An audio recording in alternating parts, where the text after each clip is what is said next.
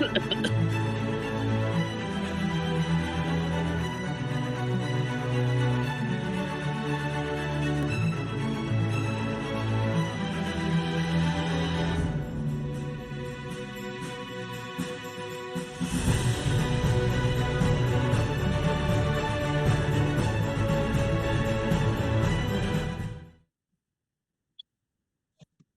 selamat malam sahabat Satu Pena. Assalamualaikum warahmatullahi wabarakatuh. Senang Waalaikumsalam warahmatullahi wabarakatuh. Waalaikumsalam. Waalaikumsalam senang ini saya Riri Ako bisa menemani sahabat semua dan Sinar Hati Pena edisi yang ke-166. Sebuah ruang diskusi yang rutin diadakan oleh Perkumpulan Penulis Satu Pena setiap hari Kamis pada pukul 19 hingga 21 waktu Indonesia bagian Barat. Dan tentunya malam ini kita akan membahas tema yang sangat menarik dan berhubungan dengan Hari Raya Umat Islam yang sebentar lagi akan dilaksanakan, yaitu tema tentang menafsirkan ulang ibadah kurban pada Idul Adha.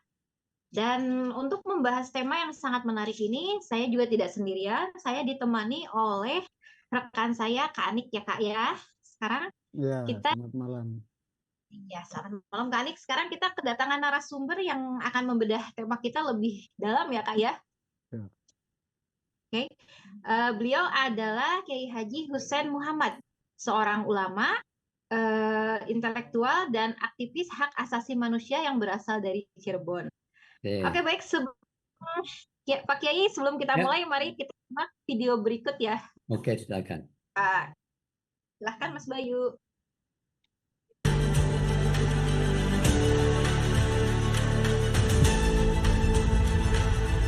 Bagi banyak masyarakat dengan tradisi yang mengakar, pengorbanan hewan adalah bagian dari ritual penting mereka. Ini terjadi di banyak sekali agama dan kepercayaan. Tak terkecuali ibadah kurban dalam Islam. Pengorbanan hewan adalah simbolisasi pengorbanan dan keikhlasan Nabi Ibrahim di hadapan Tuhan.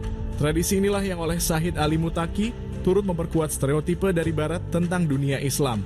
Dalam kaitannya dengan kesejahteraan hewan, menurut Mutaki ada kecenderungan menempatkan dunia Islam sebagai barbaric other.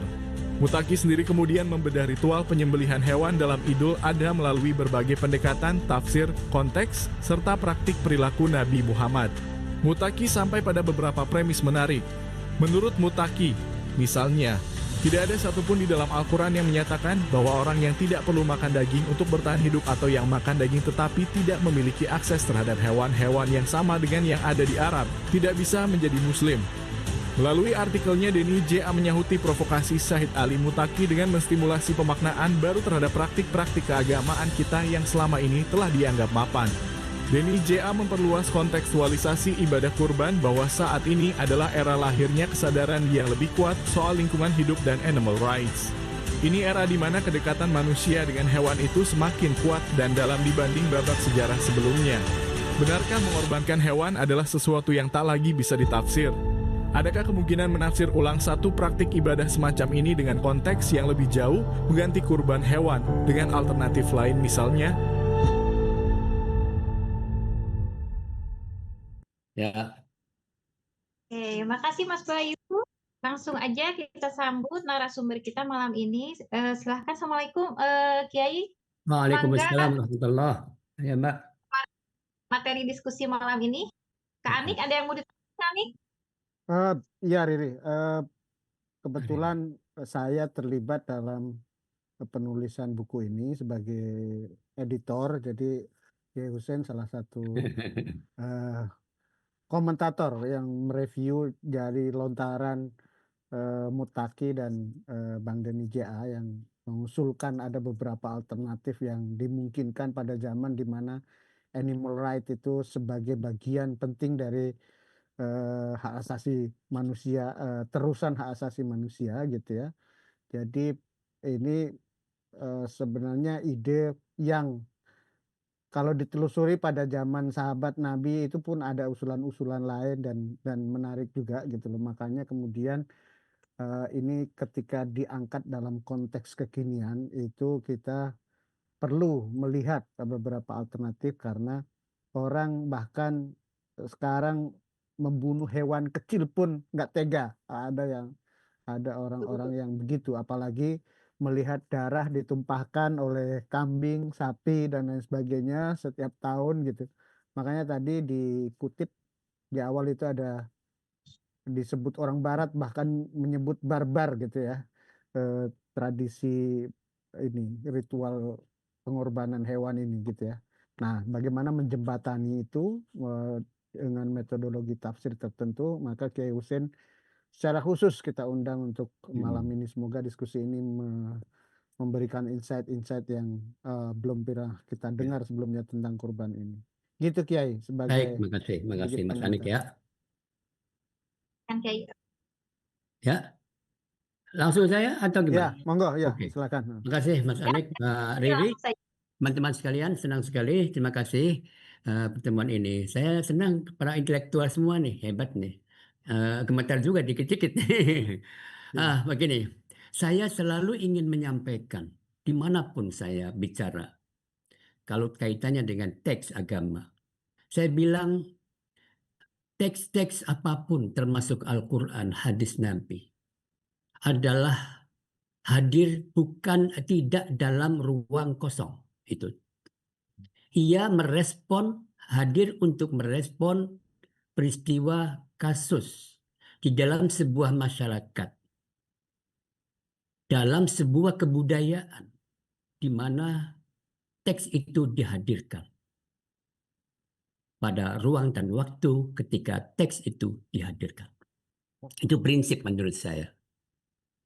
Jadi kemudian kita tahu, saya biasa menawarkan Al-Quran turun kapan, di mana, gitu. Bagaimana peradaban ketika teks Al-Quran itu dihadirkan? Nah, ini harus menjadi dasar bagi analisis kita atas teks-teks apapun sebetulnya. Tapi oke lah, kita bicara tentang teks agama dalam hal ini yang menjadi sumber utama legitimasi cara pandang agama yang paling mendasar adalah Al-Quran dan hadis. Oke. Jadi itu harus menjadi prinsip dasar untuk memikirkan makna teks itu di dalam ruang dan waktu kebudayaan ketika teks itu dihadirkan. Satu. Nah, di dalam Al-Quran itu ada dua hal yang menurut saya disampaikan. Satu, dan ini paling banyak, adalah kisah-kisah para utusan Tuhan yang hadir di dalam kaumnya masing-masing. Oke, dan kebanyakan cerita-cerita ini, kisah-kisah ini diungkapkan dalam bahasa sastra metaforis, simbol, begitu. Ceritanya banyak sekali diungkapkan dengan bahasa-bahasa metaforistik. Itu hebat sekali. Ini yang tidak dapat dilawan oleh bangsa Arab ketika Nabi menghadirkan Al-Quran itu. Wa in kuntum fi raibin mimma nazzalna ala abdina fa'tu bi suratin min mithlihi wad'u syuhada'akum min dunillahi in kuntum shadiqin. Enggak akan bisa. Inilah mukjizat terbesar. Karena dia membicarakan dengan bahasa ketika itu, tetapi mereka tak mampu melawan bahasa sastra metafora dari Al-Quran. Oke, satu. Karena itu nanti saya bilang, mengapa saya menggunakan dua hal ini? Karena satu akan menjawab persoalan yang seperti tidak logis sama sekali dalam pandangan pemaknaan tekstualistik. Membunuh, menyembelih. Apa maknanya? Nah, itu maksud saya. Kenapa saya harus mengungkapkan dua prinsip dasar yang kita ambil dari Al-Quranul Karim. Dari sisi bahasa dan sisi ruang dan waktu kebudayaan ketika teks itu dihadirkan. Oke. Satu. Jadi yang paling fokus di mana nih? Ada dua ini. Penyembelihannya, mengapa Nabi kok menyembelih manusia gitu loh. Apakah sebetulnya kemudian diganti? Apakah yang penting adalah mengenai korban itu sendiri? Oke, saya akan masuk kepada korban sendiri aja deh. Ya, kalau itu metafora sebagai komitmen tauhid, pertaruhannya sampai harus mempertaruhkan nyawa. Oke, kalau itu Tuhan kata dia, kata apa namanya, Nabi Ismailnya lah, yang dari dalam konteks Islam biasanya para mufasir yang disembelih oleh Nabi Ibrahim itu adalah Ismail, sementara agama lain mungkin adalah Ishak dan sebagainya. Tidak penting menurut saya siapakah yang mau. Yang penting ini adalah contoh bagaimana komitmen ketauhidan sampai pada harus mempertaruhkan nyawanya. Begitu. Oke, itu saya nanti aja ya itu ya. Yang penting ini aja karena tadi bicaranya ya makanan daging itu, makanan daging. Jadi saya bilang terus kemudian yang ada di dalam teks itu adalah 4 binatang, ya. Ada apa namanya itu, unta, ada sapi, ada kerbau, ada kambing, gitu yang disebutkan ya dalam hadisnya sendiri disebutkan apa yang dikorbankan itu gantinya, ya kita tidak tahu, tapi pada umumnya di waktu itu gantinya karena kambing. Tetapi kemudian juga berkembang bukan hanya kambing tetapi juga hewan lah, intinya lah hewan apa ya, ya kayak kerbau, sapi, kemudian unta yang. Nah saya bilang, saya di sana eh, itu adalah makanan lauk, boleh jadi lauk ya, boleh jadi nasinya, makanannya sendiri, boleh jadi itu lauk. Oke. Karena saya bilang di sana kalau makanannya sendiri bisa korma, bisa gandum, bisa gitu. Nah ini daging. Boleh, tapi bisa juga bahwa dagingnya menjadi makanannya gitu loh. Oke deh. Oke, kalau digabungkan dengan tadi gandum, syair, sebagainya, itu maka mungkin saja itu adalah lauknya. Saya pernah di Madinah menjadi ya pelayan itu, kemudian makan sama mereka 4 orang, 1 kambing, 4 orang dibakar begitu aja, nggak ada nasinya sama sekali. Oh, makan aja begitu di Madinah itu dekat KBRI Madinah ya. Di situ dah oke, pengalaman aja nih makanya. Dagingnya aja kerok kerok kerok kerok gitu tuh, masih di atas, di bawahnya api kemudian dimakan gitu. Jadi kalau begitu bisa daging sendiri menjadi makan pokoknya gitu. Tapi bisa juga makan pokoknya adalah gandum, tadi korma dan sebagainya. Kalau Nabi saya kira ketika di Gua Hiro ya mungkin Siti Khadijah memberi sangu, makanannya adalah korma gitu, mungkin korma saja sama air ya. Oke, teman-teman sekalian. Jadi itu bagi saya adalah makanan pokok orang Arab saat itu di sana. Daging yang macam-macam itu, daging itu adalah makanan pokok. Oke, di sana. Salah satu makanan pokok di sana, ya di samping tadi gandum dan korma tadi ya, tapi makan kita bisa begitu. Nah, kalau begitu, itu adalah makanan lokal, makanan tradisi langsung, gitu ya. Jadi apa namanya, bukan yang lain-lain gitu, bukan yang lain-lain. Itu tradisinya adalah makan itu. Tetapi yang inti adalah tentu saja itu adalah makanan, ya tadi itu makanan. Nah nanti kita hubungkan dengan yang lain-lain. Jadi saya bilang itu makanan budaya Arabia pada saat itu. Karena itu semacam makanan pokok bagi mereka dan sebagainya. Pesan utamanya sesungguhnya sama dengan pesan-pesan yang lain. Kehadiran agama itu apa? Saya selalu ingin menyampaikan begini. Karena yang saya sampaikan ini konon adalah pertanyaan para nabi. Sejak Nabi Dawud, Nabi Musa, Nabi Isa, dan Nabi Muhammad.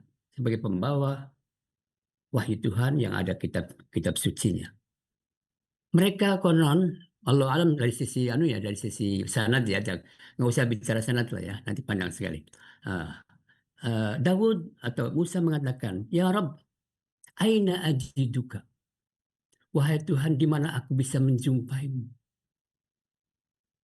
Terus Tuhan menjawab, Ya ibadi, utlubni indal munkasirati qulubuhum. Carilah aku di tengah-tengah mereka yang hatinya luka. Gitu. Carilah. Utlubni indal munkasirati qulubuhum. Carilah aku di tengah-tengah mereka yang hatinya luka. Terus saya cari penjelasan siapakah mereka yang hatinya luka itu. Ada di dalam hadis qudsi. Hadis qudsi, lihat dalam kitab Arba'in Nawawi lah, hadis keberapa. Begini, Ya ibadi, maridtu falam ta'udni. Wahai hambaku, aku sakit. Kata Tuhan nih, kamu tidak menjenguk aku. Nah, terus hambanya mengatakan dalam hadis qudsi itu, Ya Rabb, bagaimana engkau sakit? Bagaimana engkau sakit? Engkau Rabbul Alamin. Tuhan menjawab lagi, betul, aku Rabbul Alamin. Tetapi lihatlah hambaku sakit. Kamu tidak menjumpainya, tidak menengok dia. Andai kata kamu menengok dia, kau akan menemukan aku di sana. Oke, satu. Yang kedua, Ya ibadi, istat'amtuka. Nah ini, oke deh. Ya ibadi istat'amtuka. Wahai hambaku, aku lapar, aku minta makan. Falam tut'amni, tetapi engkau tidak memberi aku makan. Terus hamba menjawab lagi, bagaimana mungkin engkau lapar ya Tuhan? Engkau Rabbul Alamin. Tuhan menjawab lagi, betul, aku Rabbul Alamin. Tetapi lihatlah hambaku yang kelaparan, yang tidak makan. Kamu tidak memberi mereka makan. Andai kata kamu memberi mereka makan, dia atau mereka makan, kau akan menemukan aku di sana. Yang ketiga ya, istasqaituka, minta minum lah ya, sama jawabannya begitu. Jadi apa yang kamu lakukan itu sesungguhnya kembali kepada kamu. Aku tidak membutuhkan apa-apa. Oke?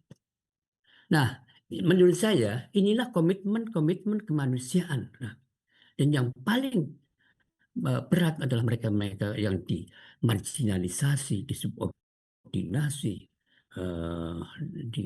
mereka yang dimiskinkan oleh struktur sistem. Mungkin saja ya, kemiskinan struktural. Mungkin saja lebih banyak kemungkinan struktural kita yang menciptakan mereka menjadi miskin. Oke, teman-teman sekalian, disitulah saya kemudian yang penting kalau itu esensinya apa? Esensinya adalah bagaimana komitmen kemanusiaan kita pada mereka yang termarginalkan, yang lapar, yang segala macam. Tuh. Dan apa yang diberikan? Ya sesuai dengan konteksnya. Karena itu makanan mereka, ya oke, itu yang diberi. Jadi selalu teks itu meskipun tekstualitasnya dapat menunjuk satu komunitas tertentu dengan bahasa tertentu, apapun lah, bahasa Arab kayak bahasa apa kayak terserah deh. Tetapi yang harus kita perhatikan di dalam sebuah teks itu adalah visi dan misi dari teks yang pastilah. Jadi teks hadir untuk merespon dan dalam rangka kemudian menjawab menuju kepada sebuah cita-cita yang harus dilaksanakan oleh penerima teks itu sendiri. Semua nabi-nabi menyampaikan dengan bahasa mereka yang sesuai dengan konteks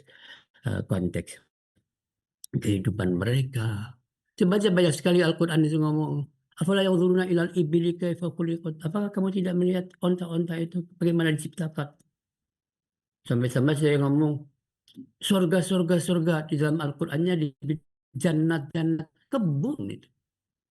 Jannah itu kebun makna literalnya. Tetapi itu adalah gambaran bahwa mereka di padang pasir yang merindukan sebuah taman yang indah penuh bunga penuh rumputan hijau dan gitu. Oke deh, itu maksud saya. Jadi oke, karena esensinya gitu ya. Jadi kita sebenarnya afala ta'qilun afala yatadabbaruna al-Qur'ana am 'ala qulubin aqfaluha. Al-Quran mengatakan begitu, Tuhan mengatakan begitu. Apakah kamu tidak membuka hatimu, merenungkan hatimu? Apakah kamu hanya membaca saja? Am 'ala qulubin aqfaluha, apakah hatimu terkunci? Hanya menghafal saja. Untuk apa? Untuk apa kamu hanya membaca saja? Wah, banyak sekali afala yatadabbarul Qur'an, afala taqilun, afala tubsirun, afala tanzurun, macam-macam dan sebagainya. Jadi menurut saya sih ya, untuk menjawab persoalan ini, kalau saya karena esensinya adalah memberi makan kepada komunitas yang kelaparan, yang nelangsa, yang macam-macam. Ya itu saja. Bendanya yang diberi, ya terserah apa yang biasa menjadi makanan komunitas itu sendiri. Oke. Saya sampai ngomong begini, dulu para ulama itu ketika zakat fitrah dahulu kala, kalau melihat pada kita hadisnya, ya harus gandum, kurma dan sebagainya. Bagaimana untuk komunitas kita di Indonesia yang tidak makan gandum dan tidak makan itu sagu, ya, tapi makannya padi, sagu dan sebagainya. Wah, sekarang sudah sangat sangat menyeluruh. Bukan gandum yang diberikan kepada masyarakat Indonesia itu zakat fitrahnya, tetapi sudah padi, beras itu dulu. Jadi sudah padi, beras. Jadi karena ini adalah makanan pokok yang menjadi makanan pokok orang Indonesia pada umumnya. Mungkin juga sagu di tempat Sulawesi, mungkin di NTT atau di mana-mana. Ya silakan, tidak apa-apa. Karena esensinya adalah makanan yang menjadi makanan tradisi komunitas Islam itu. Terserah apa saja. Ya, itu. Kalau kita bicara tentang korban ini, maka saya sudah berpendapat di dalam buku ini. Saya memang, ya saya baca juga sih Al-Udhiyah dari hadisnya itu. Misalnya Bilal, misalnya Ibnu Abbas, apa saja. Tapi karena saya melihat di konteks Indonesia itu, sekarang yang banyak makanan itu adalah ayam dan ikan. Nah, saya menjawabnya begitu aja. Jadi boleh tidak, bukan kambing gitu, bukan sapi, bukan ya kerbau, unta kan nggak ada ya, unta kan nggak ada. Jadi misalnya, ya bisa apa? Menurut saya yang paling relevan untuk kita Indonesia, eh, yang paling banyak kita temukan di Indonesia, yang saya tahu ya, ya di mana-mana ayam. Kemudian kita punya apa itu, ternak ikan di mana-mana, di pantai-pantai kita yang banyak sekali. Jadi saya menjawabnya gitu, gantinya ya, tapi ya nanti bisa alternatif yang lainnya. Maksud saya sih bisa, terserah Anda, tetapi bisa juga diganti dengan makanan bukan kambing, bukan sapi, bukan kerbau, tetapi ayam atau ikan. Karena inilah makanan yang menjadi makanan di kita di Indonesia. Tanpa juga, ya silakan juga, sapi juga nggak apa-apa, kerbau juga nggak apa-apa, kambing juga nggak apa-apa. Tapi tidak hanya satu secara karena kita selalu memaknai secara tekstual, itulah yang Nabi lakukan, itulah itu. Nah, teman-teman sekalian, tadi saya obrolan sebelumnya itu, saya ingin menyaut juga. Saya di sana, Masya Allah. Kemarin itu di Jabal, apa itu, Hudaybiyah ya, di tempat Hudaybiyah, tempat perjanjian Hudaybiyah itu. Saya Mustasyar Dini Haji tahun 2023 itu. Dengan tokoh-tokoh gitu ya, itu di sana, di bawah gunung, di situ itu, wah, di bawah gunung itu ada ternak banyak sekali ya, ya itu onta, pada onta dan kambing yang ada yang saya tahu ya. Situ disembelih di sana.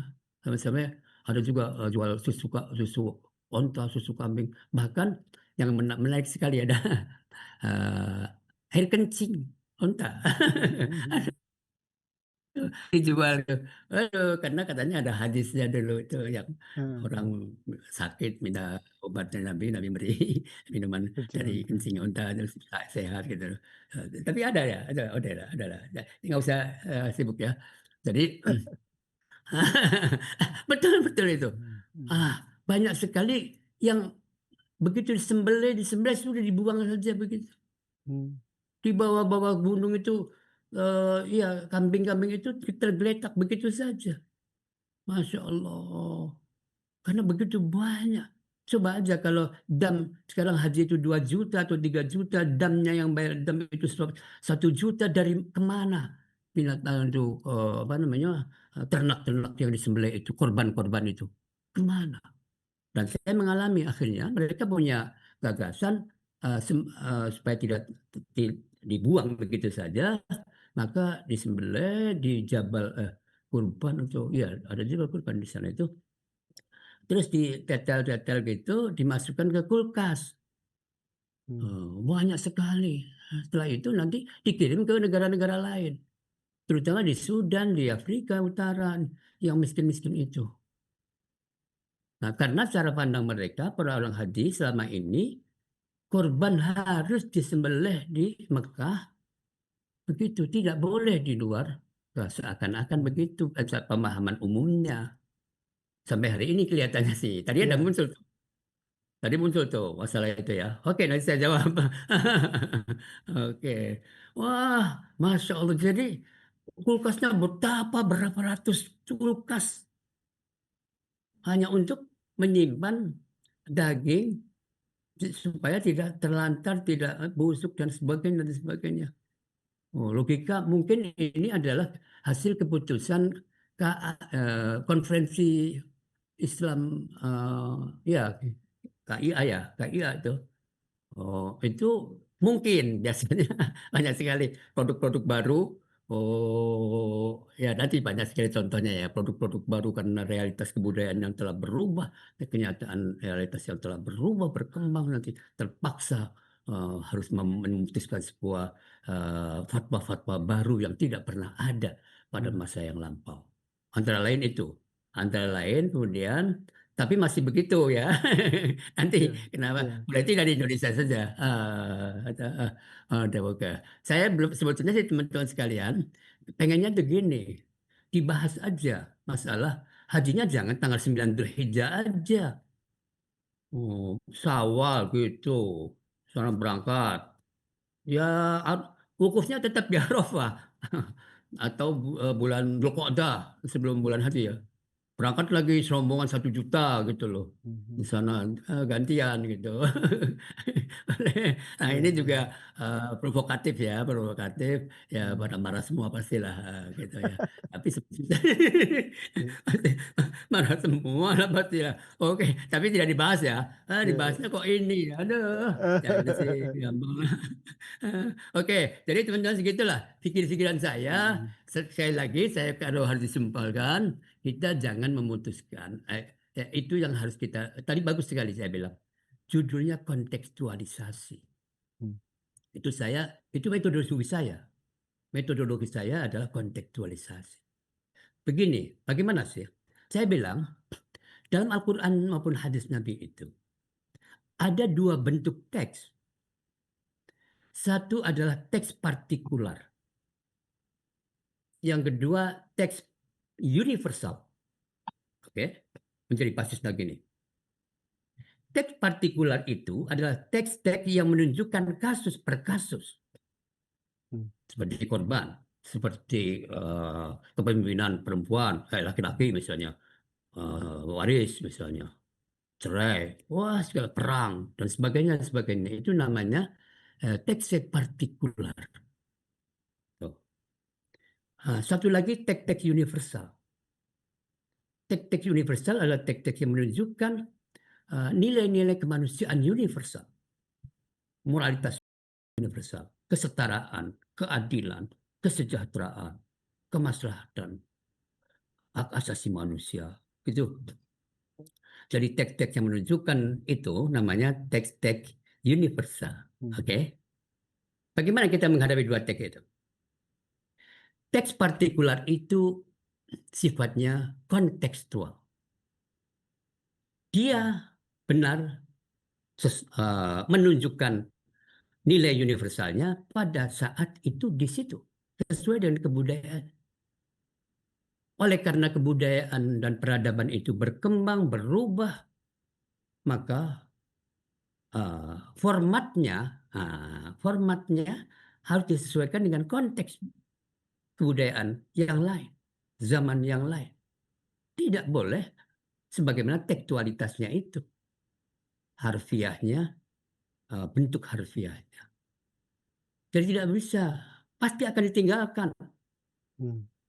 Begitu, pasti akan ditinggalkan karena kalian menggunakan teks itu formal, bentuk bahasanya, maka terus saja digabungkan. Ya, akan ditinggalkan oleh zaman yang berubah, yang berkembang. Mengapa kita hajinya nggak pakai onta, nggak pakai pesawat, pakai mobil? Kenapa? Jadi itu, tetapi nilainya tetap begitu. Yang harus dinilaikan. Jadi yang teks-teks partikular itu kontekstual, teks-teks yang universal tetap berlaku sepanjang zaman dimanapun dan kapanpun. Oke, itu. Jadi nilai kesetaraan manusia, keadilan, kesejahteraan sosial, ya lebih umum lagi adalah hak asasi manusia, gitu. Itu harus menjadi inti dari keputusan-keputusan baru. Bentuknya, formalitasnya apa, bahasanya apa, terserah aja. Tapi itu yang harus, itulah agama. Jadi agama itu sesungguhnya hal yang bersifat universal, itu agama. Karena itu sama di mana-mana pun. Tetapi aturan-aturan bisa berbeda, berubah. Dan oke, ini basis-basis teori ya. Saya bilang ini basis-basis teori, yang basis metodologi saya ketika saya harus menjawab bagaimana problem-problem yang baru misalnya. Bahkan saya bilang berputar-putar pada teks yang sama. Ketika teks itu dihadirkan, pasti akan ditinggalkan, bahkan juga bisa menyengsarakan orang. Bisa begitu. Karena sudah ketinggalan, bagaimana bisa? Contohnya banyak ya, tapi tadi tidak sekarang, nanti hal lain aja. Tetapi yang harus tetap itu adalah tadi nilai-nilai universalnya itu, nilai kemanusiaan universalnya itu. Itulah yang menjadi basis saya ketika saya menjawab pertanyaan ini. Jawab pertanyaan, bagaimana bisa tidak yang lain gitu. Saya bisa bilang kan esensinya memberi makan sesuai dengan makanan tradisi komunitasnya. Nah, intinya begitu. Bahkan nanti kan berkembang duit bagaimana? Gitu ya. Ya, ya boleh-boleh saja. Tapi kan begitu ya. Yang pokok dulu, daruriyat dulu dong. Yang daruriyat dulu gitu. Sandang, pangan, pakan gitu loh. Itu daruriyat. Nanti hajiyat ya boleh-boleh saja. Jadi ada al-kulliyatul khamas, ad-daruratul khamas, al-maqasidus syariah, itu minimal ada 5. Sekarang saya menambah lagi 2. Hadzul oke. Nanti apakah bicara ini menjaga kelestarian lingkungan hidup. Itu menjadi prinsip perlindungan terhadap seperti hak hidup, hak dihormati, hak berpikir, hak kebebasan berpikir maksudnya, ada produksi, hak memilih. Ditambah lagi sekarang hak perlindungan terhadap alam, lingkungan hidup. Nah, gitu mungkin, tapi saya kira nanti pembicaraan ini khusus ya. Yang penting saya kira itulah yang bisa saya sampaikan mengenai isu ini hewan dan ritus agama. Ya, saya tidak membaca karyanya siapa itu yang memprovokasi itu, kemudian ya, iya itu, ya, enggak, saya nggak membaca dari Mas Anik aja yang kan begini, oh ya udah terus Mas Joni, ya sudah jawabannya apa yang saya bisa tahu, intinya aja gitu. Ternyata kok, oh ya sama ya, hanya ya. Ada 3 aliran katanya ada MUI. Teman-teman sekalian, ini saya tambahan aja ya, tambahan aja deh. Saya dengan teman-teman telah menghasilkan keputusan di KUPI 2, khitan perempuan itu haram. Itu ya, saya tahun 2010 di mana Sulawesi itu, Makassar, menyampaikan untuk apa khitan perempuan. Terus keputusannya dengan dokter juga setuju dengan pendapat saya, itu nggak ada gunanya, melukai, haram. Oh, yang lalu bagaimana responnya? Ini disebut nggak nama organisasinya ya? Nggak apa-apa, Bu ya. Nggak apa ya? Nggak apa-apa. Aduh, nanti oke. Yang tetap menolak haram itu, iya, MUI. Satu-satu. Tetap harus wajib atau sunnah khitan perempuan itu. Waduh, yang lain setengah-setengah lah. Kalau saya dengan teman-teman di KUPI itu ya tegas. Dan itu direspon sebetulnya baik sekali oleh Pak Presiden, mantan Presiden ke-7 Pak Jokowi itu mengeluarkan keputusan dilarang. Oke, itu lagi-lagi kembali kepada pembacaan atas teks. Bagaimana teks partikular itu kadang-kadang tidak tekstualitas, tetapi tekstualitas tidak kontekstualitas. Itu pandangan yang umum sekali di negara kita ya, sampai saat ini ya. Jadi kasusnya banyak, bukan hanya ini. Cara pandang tekstualis, konservatif, radikal. Saya bilang begitu. Ini adalah cara pandang konservatif, tekstual, radikal. Ada tekstualis, tidak radikal, ada ya organisasi konservatif, tekstual, tidak radikal. Ada, tahu aja deh. Udah deh. Oke ya, begitu aja. Silakan kita berdiskusi ya. Mungkin salah saya, mohon maaf ya. Makasih. Assalamualaikum warahmatullahi wabarakatuh. Waalaikumsalam warahmatullahi wabarakatuh. Menarik, Riri, mau sedikit menggarisbawahi? Saya mendapat ilmu baru dari buku ini dan dari bahasan Pak Kiai tadi. Sebelum ke sesi tanya jawab, boleh saya mengajukan satu pertanyaan, Pak Kiai? Ya, silakan. Oke, tadi kan Pak Kiai sempat membahas soal zaman dulu ya, esensi zakat itu fitrah itu dengan gandum ya Pak Kiai ya. Ya. Nah, kemudian karena dikondisikan kalau di Indonesia itu zakat itu berubah jadi padi dan beras karena di kita jarang konsumsi gandum, barangkali begitu ya Pak Kiai. Ya, betul. Kemudian kalau kita bicara kepada konteks kurban nih Pak Kiai, tadi sempat juga bisa disesuaikan juga dengan kondisi di Indonesia yang sebenarnya orang Indonesia mayoritas lebih banyak mengkonsumsi ayam, ikan, nah seperti itu ya tadi sempat dibahas. Nah ini menarik ya karena mungkin kan itu kalau ikan itu kalau dikurbankan tidak akan ada yang merasa empati gitu terhadap ikan gitu. Ada seperti apa gitu yang ini ritual yang bukan ritual, mungkin orang empati terhadap ikan tidak akan terlalu seperti ke binatang-binatang yang lain ya Pak Kiai. Iya, nggak apa-apa. Saya itu bagaimana nilai ukuran yang bisa dikatakan itu termasuk kurban kalau hewannya diganti. Nah, begitu Pak Kiai. Kalau misalkan ini diganti bukan sapi, bukan kambing dan bagaimana kita menjadikan itu tolak ukur sebagai oh ya ini kurban gitu konteksnya. Nah, Ikannya harus 30 kilo gitu ya. Ya, ya, ya. sampai 10 orang satu sapi gitu. Nah, kalau ikan itu harus Ya. berapa ikan gitu. Ah, Silakan Pak Kiai. Oke, makasih ya. Sebetulnya begini, kita ini selalu terlibat dengan kata-kata tekstual itu ya, praktek Nabi begitu, begitu. Sebetulnya sih siapa sebisa kamu deh, berapa deh, bisa begitu. Berapapun yang kamu mampu gitu. Tapi rupanya waktu itu kan, wah ini, anu ya, kambing satu ya. Kalau orang 7, sapi satu ya, atau unta itu 7 ya. Terus kita menggunakan itu sebagai ukuran tekstualitasnya, diukur harganya berapa dan sebagainya. Ya silakan aja, nggak apa-apa.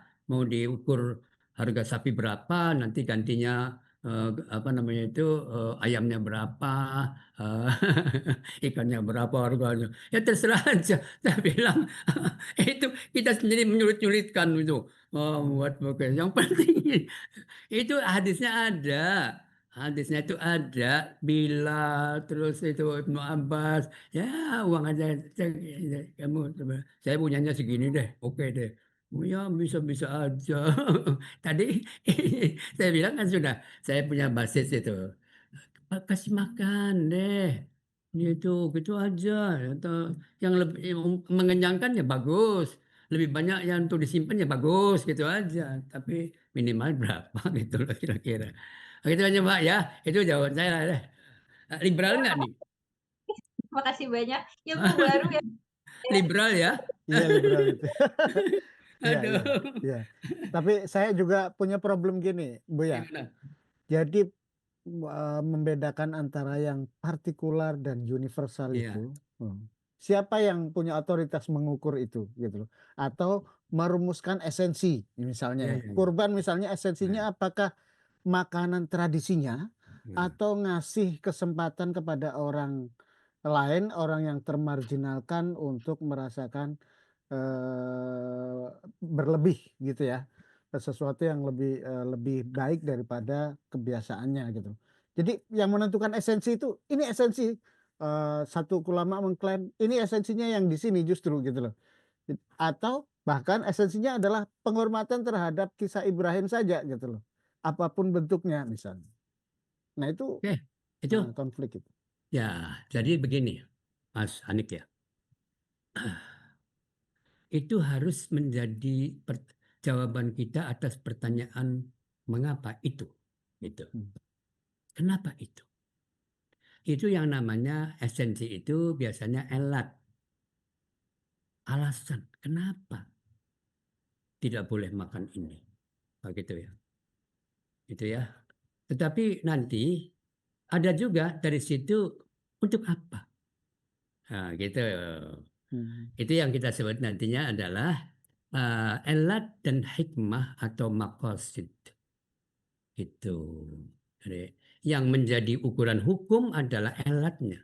Tetapi dia memberi implikasi kebaikan. Pasti nantinya harus mengarahkan kepada maslahah ammah itu misalnya. Itu. Jadi analisisnya bisa saya mengatakan misalnya ya contoh aja. Saya tidak bisa saya menentukan perempuan khitan itu membahayakan. Saya tanya kepada dokter. Itu. Ini apa sih? Betul juga nggak nih? Itu misalnya ya. Sama khamr itu apa? Ya, intinya apa? Itu. Sama juga dengan mengapa laki-laki menjadi pemimpin. Saya bilang, ya karena dia pada umumnya punya logika. Pada umumnya tidak semuanya. Pasti. Oke, sesuai dengan konteksnya. Jadi kalau saya menjawab sedikit saja, maka ini para ulama mengatakan, waqad ajma'atil a'immah. Bahkan waqad ajma'atil ummah. Ada yang mengatakan begitu. Ada yang umum sih, waqad ajma'atil a'immah. Annal ahkama la takhlu min illatin wa maksudin. Itu kalau teorinya ya.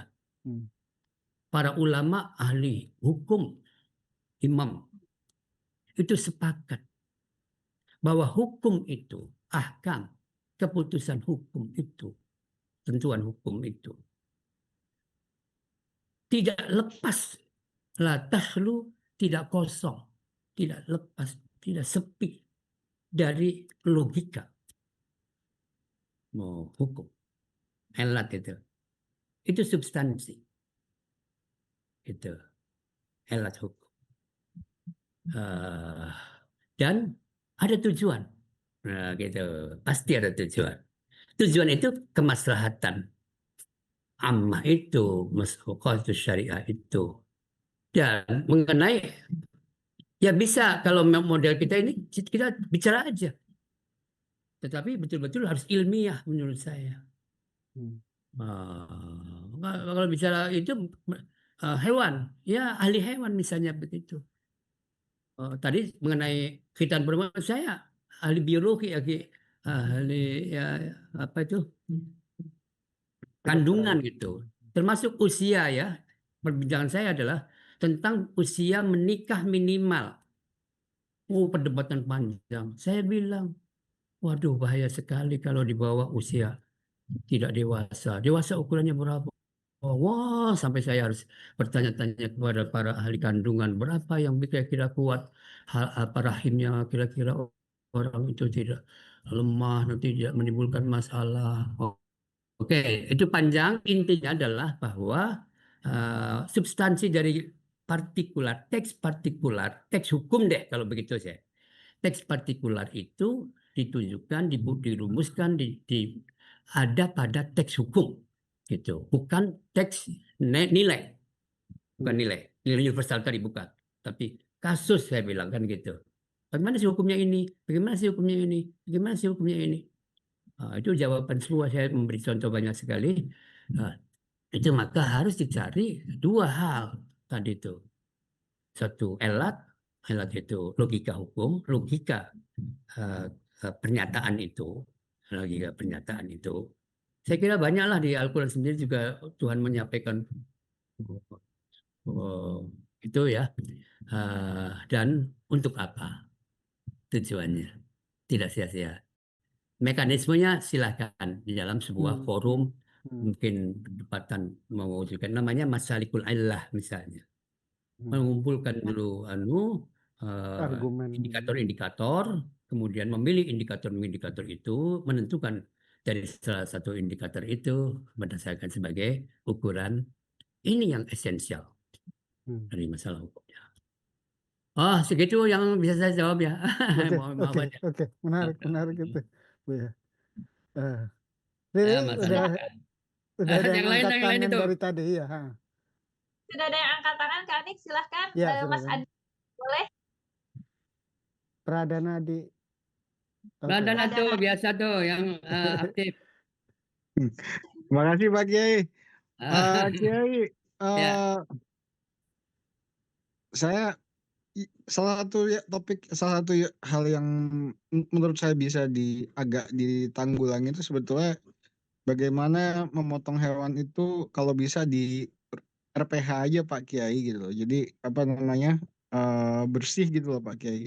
Dari segi higienitas juga kita rapi gitu loh. Nggak terlihat kayak pembantaian hewan gitu loh. Jadi apa namanya ya lebih bersih lah Pak Kiai, dan apa namanya image Islam kan bisa jadi lebih bagus.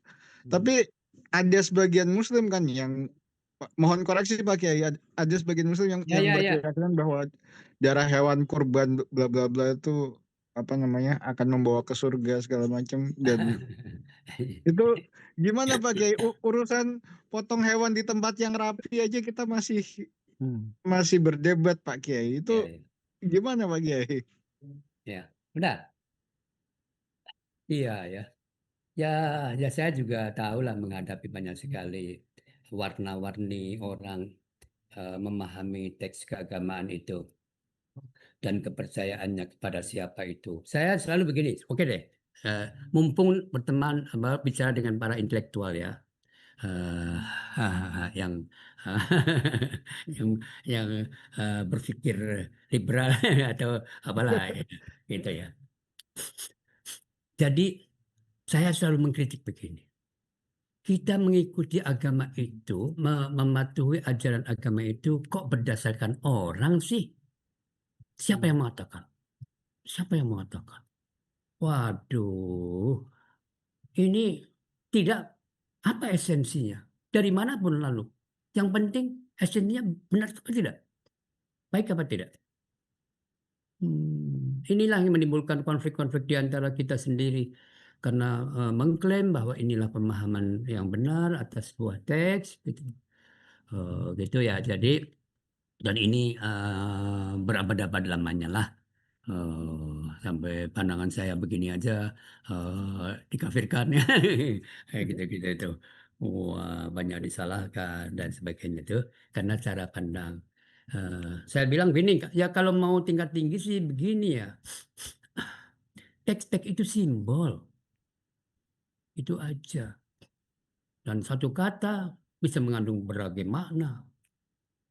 Oh, saya pernah berdebat ya dengan kelompok-kelompok yang Allahu Akbar, wa man lam yahkum bima anzalallahu fa ulaika humul kafirun. Wa man lam yahkum bima anzalallahu fa humul zalimun. Wa man lam yahkum bima anzalallahu fa humul fasiqun. Masya Allah, iya benar saya bilang kata-kata itu benar. Tetapi apa yang isinya ma itu apa?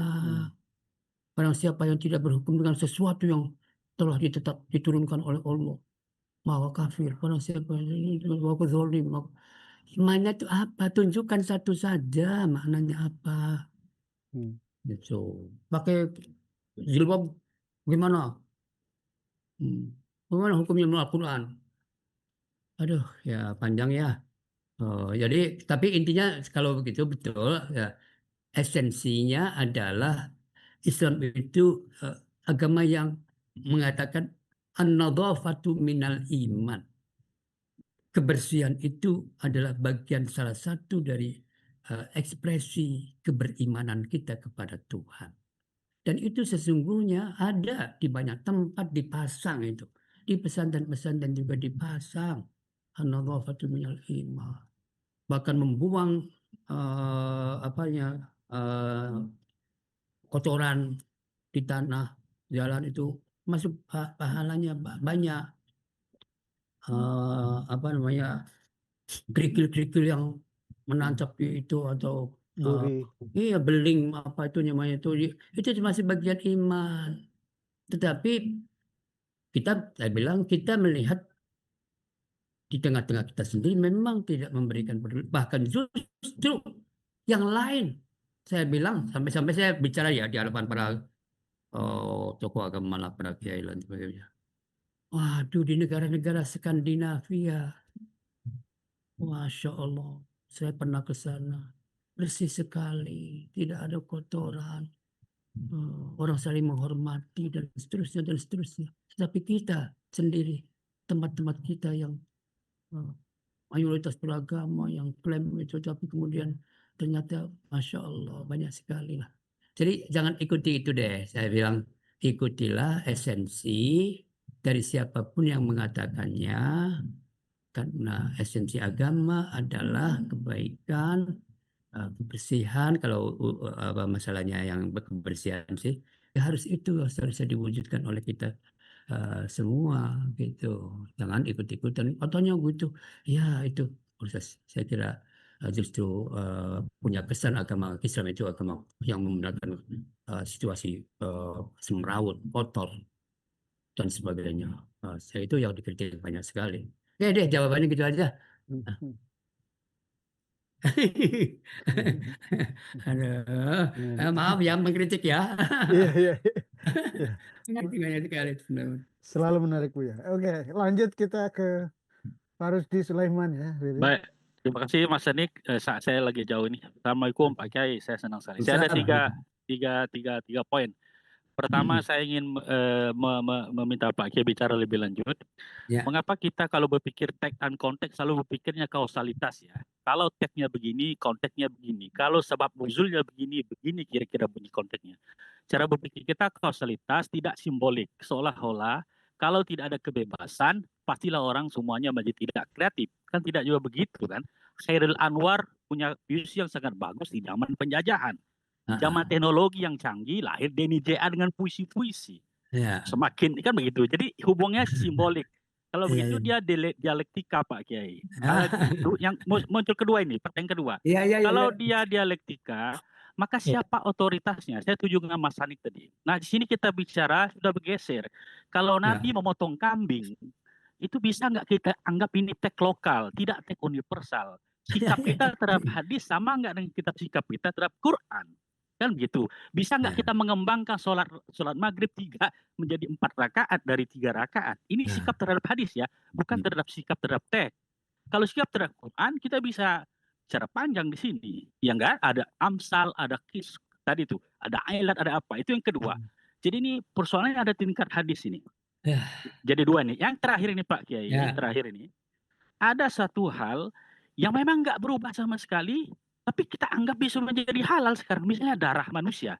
Darah manusia dari zaman Nabi min yaumi Muhammad ila yaumina hadza haram, najis.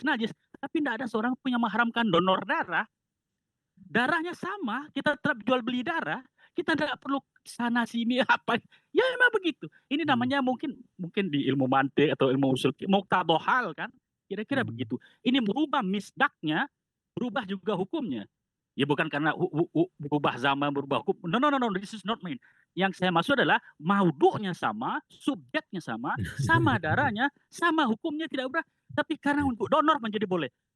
Ya, ya. Karena itu saya kira saya setuju dengan Kiai Haji Ibrahim Hussein dulu. Untuk Indonesia sebaiknya otoritasnya diserahkan pada negara.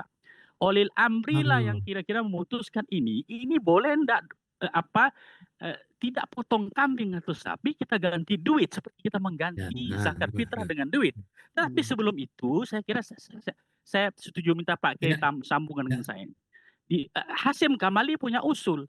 Ya. Tidak semua yang dari pemerintah harus kita terima sebelum disaring oleh para ulama. Jadi ulama berpendapat, silakan Lirboyo berpendapat, Tebu Ireng berpendapat, di mana Gontor berpendapat, baru disaring di satu dewan yang ahli, semacam orang yang bisa ke jembatan ke pemerintah dan masyarakat, misalnya Mas Ani, Budi Munawwarahman, ini menyaring pendapat para ulama. Itu baru diskusikan di dewan, baru diputuskan di pemerintah. Wassalamualaikum warahmatullahi wabarakatuh. Waalaikumsalam warahmatullahi wabarakatuh. Jatuhnya ke MUI lagi Pak Rusdi. Ya apa ini ada. Oke ya. Terima kasih. Aduh, betul-betul sekali. Nah, saya ingin menyampaikan nih, terserah nih. Saya kalau teman-teman ke sini ngobrol dengan saya, datang dari mana, saya membuat satu gambar tingkat pengetahuan manusia. Itu bagaikan piramida, saya bilang. Tuh. Piramida ini dibagi 3. Ada bagian bawah besar, di bawah. Di tengahnya ada setengah agak lebih kecil. Di atasnya adalah kecil sedikit sekali. Itu banyak. Itu saya ingin mengumpamakan bagian besar itu, di bawah itu. Orang manusia bisa memahami agama dengan hasil produk pemikirannya itu fikih. Produknya aja. Pokoknya begitu hasil. Pokoknya begitu. Dan ini paling banyak, Pak. Mayoritas besar kita itu ada di bagian bawah. Agama dinilai dari hasil keputusan orang. Nah, dalam hal ini misalnya kan kita di NU itu atau kita mazhab 4 itu ngotot semua di sini. Padahal itu produk madhab, pikiran-pikiran orang. Oke. Di atas itu adalah para intelektual. Nah, para intelektual itu tidak berhenti kepada justru ini dia memecahkan satu kasus, dicari logikanya apa. Itu dulu nanti. Oh, yang itu namanya itu. Ada apa? Mengapa ada begitu?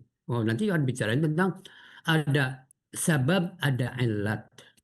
Sabab nuzul yang berbeda dengan ilat itu, logika sama sekali tidak.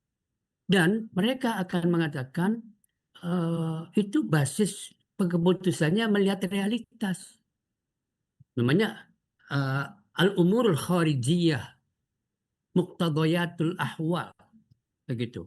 Biasanya al-umurul kharijiyah, hal-hal di luar teks. Tadi saya sebenarnya sudah menyampaikan itu.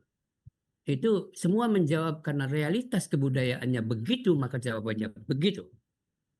Oke. Itu jadi tingkat pemikiran para intelektual di situ.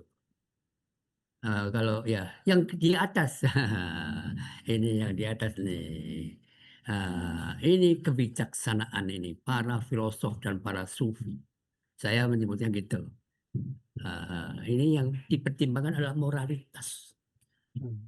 Jadi moralitasnya santun, rendah hati, tulus, adil, begitu-gitu loh. Di situ. Jadi tidak lagi bicara tentang logika kadang-kadang. Yang tadi sebetulnya saya sudah ngomong ya. Tadi tuh yang awal tuh. Jadi laqad ajma'atil a'immatu annal ahkama la takhlu min illatin wa maqsudin wa fi qaulin wa hikmatin. Nah, begitu. Wa hikmatin. Nah, hikmatin itu tadi kebijaksanaan yang masuk dalam moralitas kemanusiaan itu. Akhlakul karimah bahasa kita. Tuh, di atas itu. Ya.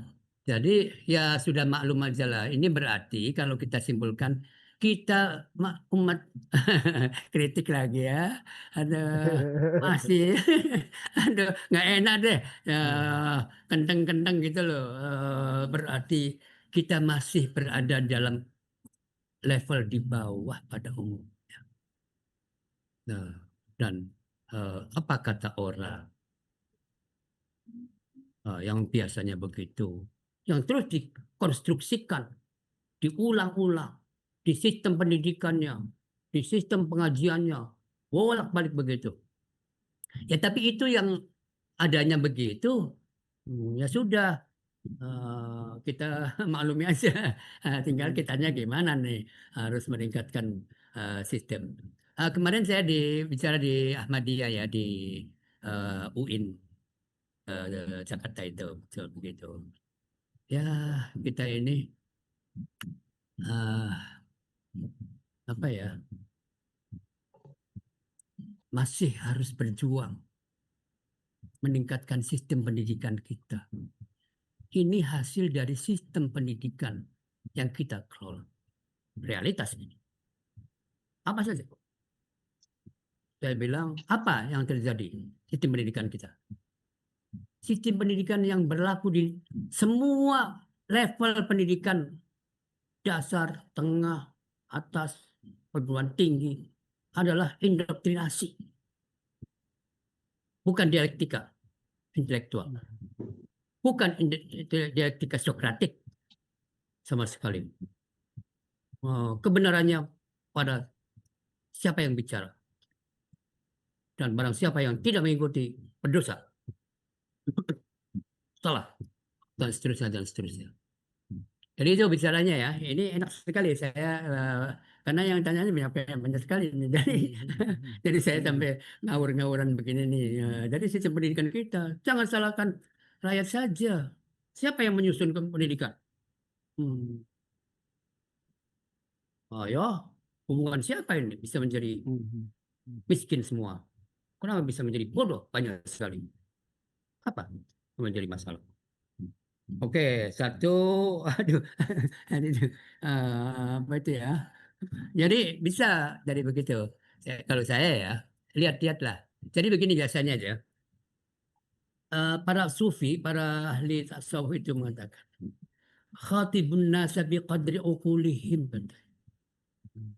Bicara dengan sesuai dengan kadar pemikirannya. Apakah kamu ingin nanti mereka akan marah pada kamu? Karena mereka mengatakan kita salah. Karena mereka tidak paham sesungguhnya. Terjadilah perang dan sebagainya. Itu hampir semua para intelektual tingkat tinggi, para yang substantif tadi, ya ya hati-hati aja deh. Kalau saya sekarang itu cara bijaksana, ya mari kita tingkatkan ilmu pengetahuan kita, sistem pendidikan kita, dan kita tawarkan saja kira-kira kalau begini bagaimana ya? Mungkin baguslah kayak gitu. Jangan melompat, harus begitu. Itu nanti menurut saya sih bisa gagal ya. Dari gradual lah cara proses pendidikan ke arah tingkat ke atas itu tadi, substantif tadi. Yang memutus, oke, sekarang yang memutuskan. Jadi saya bilang begini, di Indonesia ini masih terjadi dualisme hukum. Hukum agama dan hukum negara. Itu masalahnya. Padahal sistem kebudayaan kita, sistem politik kita sudah berubah menjadi dulunya khilafah yang kerajaan di seluruh, sekarang menjadi sistem demokrasi. Nah, gitu ya. Jadi keputusannya sekarang sih seharusnya diputuskan bersama-sama yang konon menjadi wakil rakyat. Konon ya. Nanti saya kritik lagi nih. Siapa wakil rakyat yang baik benar? Bisa kacau balau nih kalau udah begini-begini nih. Oke, tapi sistemnya ada deh. Jangan melihat orangnya ya. Sistemnya ada dulu. Sistemnya adalah demokrasi. Keputusan hukum apapun memang harus dibicarakan bersama-sama. Yang konon mewakili rakyat. Itu dulu. Jadi itu yang harus menjadi keputusan. Sekarang harusnya kemudian menjadi undang-undang. Oke, nggak apa-apa, bagus sekali. Tapi sekarang kita masih menghadapi dualisme hukum. Bolak-balik. Oh, beberapa hari ini orang datang ke saya pada KUA, macam-macam. Saya bilang pada Pak KUA, kita masih menganut dualisme hukum. Kalau orang sudah selesai nikah, qabil itu nikah, gitu. Terus KUA ngomong, sah menurut negara dan sah menurut agama. Bagaimana? Bahaya sekali ini. Sah menurut agama dan sah menurut negara. Jadi bagaimana? Ya pokoknya menuruti rukun nikah tidak usah dicatat juga nggak apa-apa. Sah. Kalau negara dicatat. Makanya gitu. Ini kasusnya banyak sekali lah. Saya ahli deh dalam masalah perempuan ya. Oke deh. Jadi begitu cocok, saya setuju ya Pak. Kita harus merumuskan apa yang menjadi harapan rakyat, apa yang penting untuk rakyat, kesejahteraan rakyat, gitu ya, keadilan rakyat, supaya cita-cita bersama kita itu dirumuskan bersama-sama dalam bentuk nanti menjadi undang-undang, gitu. Toh kita punya konstitusi yang di situ juga memuat tentang hak asasi manusia, cita-cita agama dan sebagainya sebagai negara. Jadi saya kira cocok. Tapi bagaimana wakil-wakil rakyat kita, gitu. Tapi kan gini Bu ya. Jadi Ya. MUI sebenarnya itu kan spiritnya dibikin ke arah sana. Jadi dia adalah representasi dari variasi pandangan umat Islam yang kemudian dikerucutkan oleh MUI, terus kemudian direkomendasikan kepada negara. Nah, problemnya kan kita sekarang banyak sekali problem MUI yang sangat orientasinya eksklusif dan banyak pandangan yang tidak bisa terakomodir oleh MUI. Iya betul. Tapi begini, saya sudah sering sekali. Sebetulnya saya yang paling vokal ada 3 orang. Saya tidak setuju label halal. Sama sekali tidak setuju tuh. Label halal. Itu keputusan MUI. Jadi kalau tidak ada labelnya gimana makannya? Halal apa tidak? Seharusnya sih yang dihalalkan nggak usah pakai label haram aja. Label halal. Tapi itu tidak disetujui deh. Saya, Gus Dur, Mus itu saya 3 orang itu saya tidak setuju. Tapi ya begitu. Punya argumentasinya dari agama.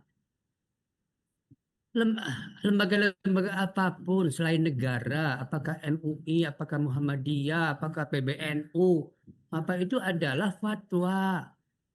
Produk hukumnya adalah fatwa. Fatwa itu pendapat. Meskipun dari mewakili banyak sekali orang, dari satu kelompok. MUI kan ulama agama saja, Islam saja, misalnya. Nah, jadi keputusan hukmul fatwa itu ghairu mulzim. Al-fatwa ghairu mulzim. Tidak mengikat. Tetapi hukmul qadhi ilzamun wa yarfa'ul khilaf. Keputusan pengadilan itu adalah yang mengikat dan menghilangkan perbedaan. Dan keputusan hakim harus berdasarkan undang-undang. Tidak boleh seenaknya sendiri. Nah, problem kita bukan di situ. Sebetulnya sih yang merumuskan hukum itu bagaimana kualitasnya, komitmennya, kepentingan siapa, dan seterusnya dan seterusnya. Nah, gitu aja ya, Mas Anik ya. Pendapat saya begitu deh ya. Setuju. Jadi belum mewakili negara, bukan begitu. Kelompok sendiri aja. Tidak mengikat, apalagi fatwa tidak mengikat siapapun. Silakan. Gitu Riri. Oke. Kita lanjut. Ada Mas lanjut pertanyaan? ya. Masih lanjut. 5 menit lagi nih. Kita masih ada Berikut. ini ya, kita maksimal biasanya sampai jam 9, tapi Oh gitu kalau ya. Iya, saya maksimal itu. malam Jumat sih ini marhabanan ini ya. Oh Masih gitu. ada waktu setengah jam lagi nggak apa-apa deh. Oke. Masih ada yang raise hand gitu. Monggo Pak Akam.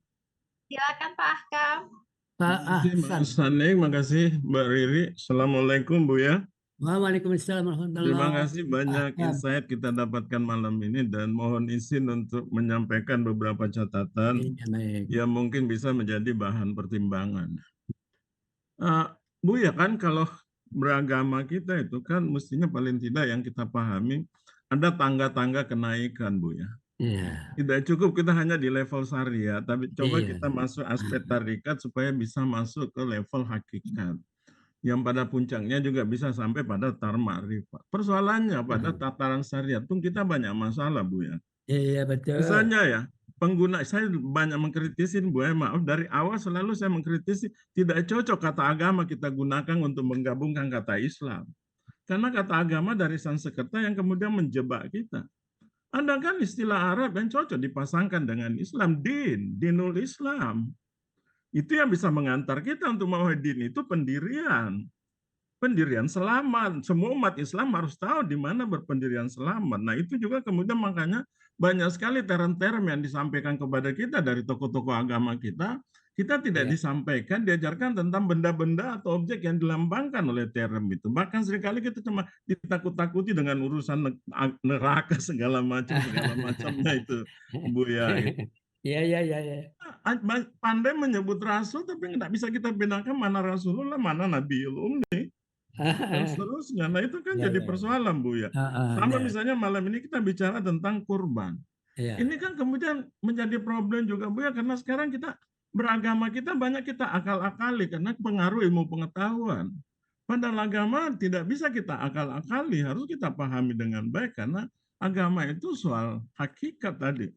Nah makanya misalnya satu prinsip dasar yang kita orang beragama harus pahami dari awal, sayangnya juga banyak kita tidak ajari, adalah mesti kita dulu memahami hakikat diri kita, termasuk tadi hakikat agama. Surah At-Tarik sangat menjelaskan itu. Falian suril insanu mimahuli, kendal kamu memahami asal kejadianmu. Sehingga kita memahami mana jasad, mana rohania, dan bagaimana kemudian kita dudukkan itu dalam kita beragama. Nah, ketika kita hanya memahami aspek syariah kemudian dikaitkan dengan aspek dunia, dengan akal-akali, maka kurban bisa diganti dengan uang, bisa diganti macam-macam. Padahal kurban itu ada aspek hakikat di situ, ada aspek marifat. kenapa darah dikatakan oleh Tuhan tidak diterima. Kurbannya itu tidak terima darahnya karena bukan di situ. Kenapa kambing, kenapa sapi? Ya Buya kan kalau kambing itu darahnya sama dengan satu manusia, maka kambing itu hitung hanya untuk satu orang. Kalau sapi 7 orang karena darah sapi itu setara dengan 7 orang. Dan kemudian sesungguhnya kita masuk pada aspek hakikat, maka Buya, kita memotong sapi itu kan hakikatnya kita tidak disuruh memotong, mematikan hawa nafsu kita yang selama ini merusak kita selama beberapa tahun dari perjalanan hidup kita. Nah ini yang kemudian harus kita pahami betul supaya bagaimana keberagaman masyarakat kita tidak lagi hanya selalu di level syariat, apalagi syariat yang cuma menakut-nakuti, menyesatkan. Saya pernah diskusi dengan Buya Syafi'i Ma'arif almarhum ketika era COVID kemarin. Saya katakan semua umat Islam Buya, dan Buya menyatakan saya setuju 100% pendapat. Kita semua umat Islam tahu betul la haula wala quwata illa billah. Tapi dalam implementasinya nol. Coba Buya, ketika kita sakit yang pertama kita cari apa? Semua yang dicari obat. Padahal kata-kata tadi mesti yang pertama kita carikan Tuhan. Kita menghadap ke Dia, beristighfar, ya Allah ya Rabbi, kesalahan apa lagi yang hamba-Mu lakukan sehingga saya sakit. Baru kemudian kita minta keberkahan terhadap obat yang hendak kita minum supaya memberikan kesembuhan. Nah itu Bu ya, jadi bagaimana masyarakat kita tidak sekedar diajari pada aspek syariat, tapi coba ditingkatkan kepada aspek-aspek hakikat, aspek makrifat, sehingga kita tidak lagi mengakal-akali agama dengan pendekatan-pendekatan sains. Saya kira itu Bu ya, makasih. Assalamualaikum warahmatullahi wabarakatuh. Aduh, senang sekali saya bisa mendengarkan. Menarik sekali. Ya, gini, betul sekali. Saya sudah sering sekali sebetulnya menyampaikan, bahkan dalam buku saya mengaji pluralisme kepada Maha Guru Pencerahan itu. Saya juga melakukan kajian diminta menanggapi bukunya Buya Syafi'i Ma'arif di PB Muhammadiyah di Menteng itu di Sarjana Pendidikan. Oke, tapi begini, Al-Quran mengatakan likullin ja'alna minkum syir'atan wa minhaja. Masing-masing kalian memiliki syariat dan metode. Nah, kemudian Imam Ibnu Jarir At-Tabari, Syekhul Mufassirin, guru besar para ahli tafsir, awal abad ketiga Hijriah, itu mengatakan ad-dinu wahid wasyari'ah mukhtalifah. Agama itu satu, tafsiran kita ya. Kita terjemahnya ad-dinu agama. Ini persoalan penerjemahan nih. Oke deh, kita menyebutkan ad-din agama. Nanti asy-syariah agama. Ya tidak bisa. Gitu loh. Lalu saya bilang, apa kalau begitu? Ad-din wahid itu, ad-din itu mengandung 3 esensi. Satu, kepercayaan kepada tauhidullah. Allah satu, pencipta alam semesta ini satu. Dan ini diikuti oleh semua agama. Itu. Dalilnya ada. Walaupun orang jahiliyah juga ditanya Allah, Nabi tanyakan kepada mereka, siapa yang menciptakan langit itu? Allah. La yaqulun Allah. Begitu. Jadi semua sebetulnya sama. Saya membaca, Pak. Saya menulis buku belakangan ini, Hikamul Hukama wal Falasifah, kebijakan para filosof dan para sufi. Dari Nabi Adam, saya ada Nabi Idris, Hermes, terus Socrates, saya bilang, Platon, Aristoteles, Iskandar the Great, Plotinus, gitu. Dan semua para filosof-filosof, bahkan juga Zoroastrian, terus kemudian Buddha dan sebagainya. Masya Allah, hebat ya. Sama. Oke ya, saya bicara ini jadinya bicaranya banyak ya. Jadi ad-din itu begini. Lalu saya membuat sebuah gambar. Hidup ini bagaikan bagaikan pohon. Hidup kita ini bagaikan pohon. Ada akar, ada dahan-dahan, batang, ada cabang-cabang, terus ada bunga, ada daun, ada bunga, ada ya bunga, ada buah, gitu ya. Terus saya mengungkapkan ini, akar itu adalah akidah, karena sesuatu yang di luar apa yang nampak, dia ada di bawah tanah. Itu keyakinan-keyakinan metafisis, eskatologis, gitu, keyakinan-keyakinan eskatologis ini. Oke, ini basisnya. Agama juga di situ semua. Kehidupan setelah mati ada, neraka ada, surga ada, diyakini ada, perhitungan amal ada. Oke. Terus ingin menuju kepada Tuhan nih, Pak. Dari Tuhan akan menuju kepada Tuhan nih melalui jalan. Kok batang itu adalah syariah, cara, minhaj, gitu loh. Kullin ja'alna minkum syir'atan wa minhaja. Syir'ah itu jalan, cara, metode menuju pada Tuhan. Dan ini berbeda-beda. Bagaikan kita ingin menuju puncak gunung, kita menaiki gunung itu dari macam-macam. Nanti pengennya ke atas itu puncaknya. Jadi lagi-lagi ya tentu saja ini harus dijelaskan. Memang saya juga paham ilmunya syariat Islam, agama, din agama. Ya kabur nih saya bilang. Nah, oke, saya akan meneruskan aja.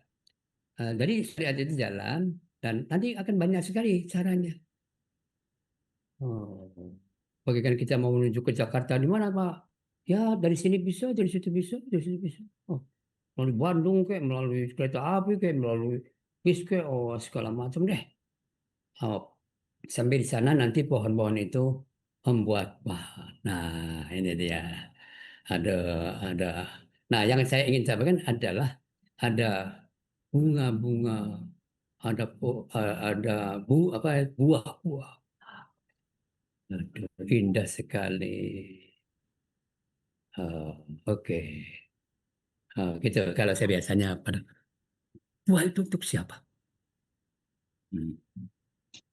Nah, kalau Maulana Jalaluddin Rumi di dalam kitabnya Fihi Ma Fihi mengatakan, andai kata pohon itu bisa bicara, lalu ditanya, buah itu untuk apa? Dia akan mengatakan, buah itu untuk orang lain, bukan untuk aku. Begitu ya. Itu kalau kita gabungkan tadi itu ya, tiga teori tadi, tiga pohon itu ya. Kalau kita mengambil pada hadis Nabi, ketika bainama nahnu julusun inda Rasulillah, kata sahabat, manakala kami sedang duduk bersama Rasulullah sallallahu alaihi wasallam, idza'a rajulun bayadu thiyabi wa sawadu sya'rihi. Gitu kan. Ketika kami bersama dengan Rasulullah, tiba-tiba ada seseorang, ada sosok duduk menemui Nabi dan kakinya, lututnya bertemu dengan lutut Nabi, kemudian tangannya ditaruhkan di atas paha Nabi. Nabi ditanya, ya Muhammad, akhbirni anil iman. Tolong tunjukkan aku, beritahu aku iman itu apa. Nabi menjawab, antuk minabillah malaikat itu 7 6 itu atau 5 atau 6 ya. Bala, betul. Sahih. Nah. Terus akhbirni anil Islam. Ceritakan kepada aku tentang Islam. Nabi menjawab, anta syahadu an la ilaha illallah wa anna muhammadar rasulullah wa iqamas salati wa itaz zakat. Dan seterusnya. Shadaqta, benar. Kata orang itu tadi. Terus akhbirni anil ihsan. Ceritakan kepada aku, beritahu aku tentang ihsan, kebaikan. Ini Pak, hebat sekali nih jawaban Nabi itu. An ta'budallah ka'annaka tarah fa illam takun tarahu fa innahu yaraka.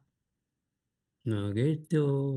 Kamu melihat Allah seakan-akan kamu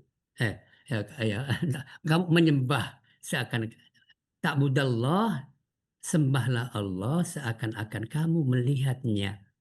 Apabila kamu tidak bisa melihatnya, ketahuilah bahwa Allah melihat kamu.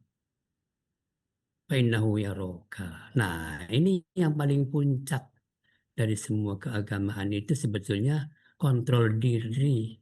Karena itu saya bilang, ini juga menurut saya kritik kepada khotib-khotib itu. Kalau khutbah mengatakan, ittaqullah, bertakwalah kepada Allah, menjalankan perintah Allah dan menjauhi larangan Allah. Yang mana? Saya bilang, yang mana? Bisa beda-beda sekali. Tuh. Sebetulnya ini juga kesepakatan para ahli agama di seluruh agama di dunia itu. Pengendalian diri, takwa itu. Oh, itu. Itu bahasa Sophocles dan sebagainya. Itu yang, aduh, teori itu tuh betul-betul itu. Masya Allah. Ya, pengendalian diri itu, takwa Allah itu. Buddha juga begitu. Inti ajaran Buddha juga seperti itu. Masya Allah. Jadi ya, nah itu lagi-lagi kita hanya bisa menilai ya, hanya bisa menyampaikan gitu itu. Tapi bagaimana kita mengusahakannya sampai ke sana. Bahkan saya bilang sekarang itu saya sedang mengeluh terus. Kenapa banyak ibadahnya, tapi korupsinya banyak sekali, gitu. Kemiskinannya banyak sekali, kejahatannya di mana-mana. Kenapa negara ini 800.000 masjid, musola, pesantren yang berapa puluh ribu, 400.000, 43.000, madrasahnya berapa, hajinya paling tinggi. Ada gimana? Apa yang salah dari? Oh, hal yang salah dari kita. Ya sudah kita sekedar mengeluh aja ya. Oke. Mengeluh aja deh. Nggak apa-apa. Saya juga Ya. mengeluh terus tapi ya kepada siapa merenungkan saja. Oke, Mbak. Makasih ya. Aduh. Oke. Ini udah 8:30. Tapi Iya.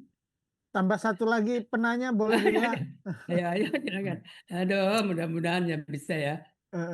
Monggo Pak, siapa ya nama aslinya Pak Karol. Pak Karol ya lupa. Oke. Pak Karol, mana nih? Pertanyaan terakhir agak singkat aja Bang Karol. Ya, terima kasih. Berkenaan dengan menafsirkan ulang ibadah kurban pada Idul Adha. Terus terang saya berjumpa dengan orang yang malah praktek ibadah ya, praktek realnya di lapangan, tidak lagi mengorbankan hewan. Bagaimana ada orang seperti itu? Dan apakah sah-sah saja kami berharap orang-orang seperti demikian makin banyak di dunia ini? Terima kasih. Maksudnya diganti dengan apa itu? Iya, bukan kurban daging hewan ya, tapi apa yang mereka miliki diganti dengan sedekah, diganti dengan ya benda-benda lain yang dibutuhkan asal bukan kurban hewan. Oke. Oke. Hah? Ya, putus-putus Riri, gak kedengar aja Ya. sih. Ya, tapi saya dengar anunya ya. Oke. Jadi itu. Saya kira ya sudah saya sampaikan ya. Intinya adalah apa yang menjadi kebutuhan orang yang perlu dibantu. Itu aja deh kalau secara generalnya ya. Tapi kita mencoba bertahap untuk bisa memahami pada esensi tadi. Ya, yang karena teksnya dan dipahami oleh banyak sekali orang itu daging itu. Ya, oleh kita berkembang deh. Ayam kira-kira apa itu namanya itu ikan atau apalagi nanti mudah-mudahan berkembang lagi. Bahkan juga tadi sudah dikembangkan korbannya tidak di sana aja. Kalau orang haji ya, haji tidak harus di sini untuk membantu mereka-mereka yang membutuhkan makan itu. Tadi sudah berkembang juga dari pandangan kita, bisa juga uang katanya gitu ya, karena mungkin yang dibutuhkan adalah untuk belanja. Mungkin anunya sudah ada, nasinya sudah ada, tetapi lauknya belum ada misalnya. Jadi lauknya biasanya apa? Ya bisa saja. Ini begini, saya ingin kembali lagi ke awal-awal sekali. Bayar zakat dengan uang itu boleh apa tidak? Pada umumnya tidak boleh. Lalu saya bilang, ternyata bagaimana prakteknya? Prakteknya sudah pakai, kalau kamu punya uang, beli beras aja.